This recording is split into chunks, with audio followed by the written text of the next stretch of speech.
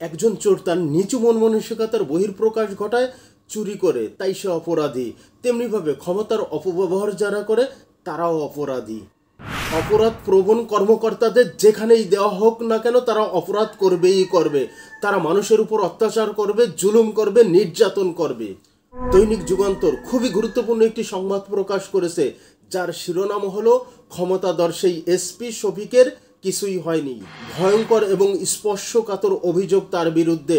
সংশ্লিষ্ট কর্তৃপক্ষের দৃষ্টি আকর্ষণ করছি, যথাযথ তদন্ত প্রক্রিয়ার মাধ্যমে এদের বিরুদ্ধে অতি দ্রুত কার্যকর ব্যবস্থা নেওয়ার অনুরোধ জানাচ্ছি।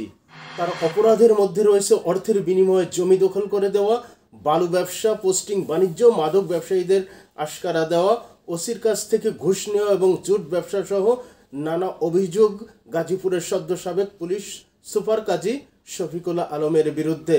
এছাড়াও মানুষকে জিম্মি করে টাকা আদায়ের অভিযোগও রয়েছে তার বিরুদ্ধে।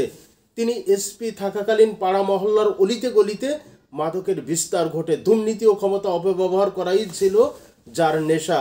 একদিকে বাড়ি গোপালগঞ্জ এবং অন্যদিকে এসবির সাবেক প্রধান অতিরিক্ত আইজিপি মনিরুল ইসলামের ভাইরা ভাই। তাকে আর ঠেকায় কে? যে কারণে অসীম ক্ষমতার দম্ভে তিনি কাউকেই পরোয়া করতেন না। সম্প্রতি তাকে ময়মনসিংহের ডিআইজি অফিসে সংযুক্ত করা হয়েছে। দেশের স্বার্থে, দশের স্বার্থে, ভুক্তভোগীদের স্বার্থে ভিডিওটি শেয়ার করে দিবেন।